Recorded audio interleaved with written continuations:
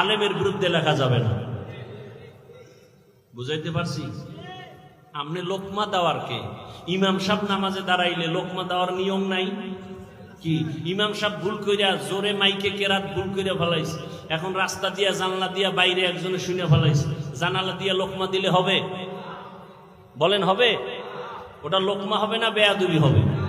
অতএব ওলামায়ে কেরামের ভুল ধইরা ফেসবুকে যারা লেখে এরা বেয়াদব। বলেন এরা কি? শুধু বেয়াদব না, নিকৃষ্ট বেয়াদব। শুধু বেয়াদব না, নিকৃষ্ট বেয়াদব।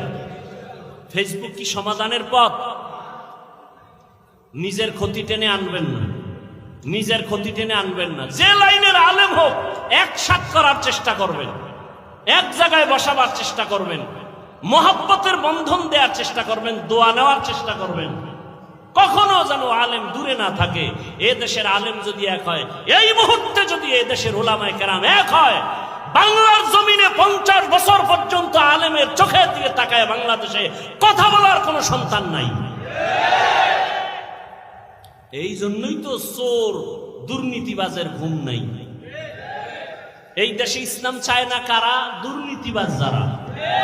এই দেশে ইসলাম চায় না কারা? চোর ডাকাত যারা।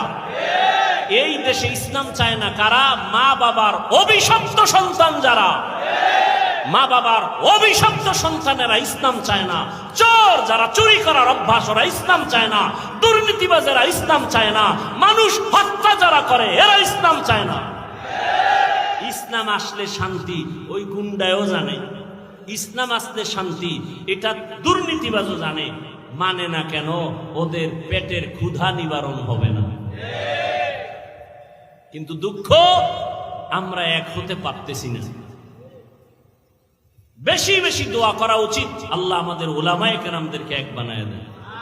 মুরব্বী উলামায়ে কেরাম এক হয়ে গেলে জাতির কল্যাণ ফিরে আসবে। কথা ঠিক না?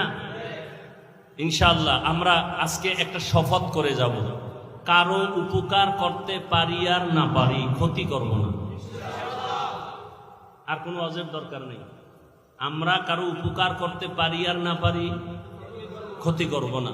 আমরা কারো প্রশংসা করতে পারি বা না পারি বদনাম করব না ইনশাআল্লাহ। আমরা কারো প্রশংসা করতে পারি আর না পারি কি করব না? বদনাম করব না। আল্লাহ তৌফিক দান করুন।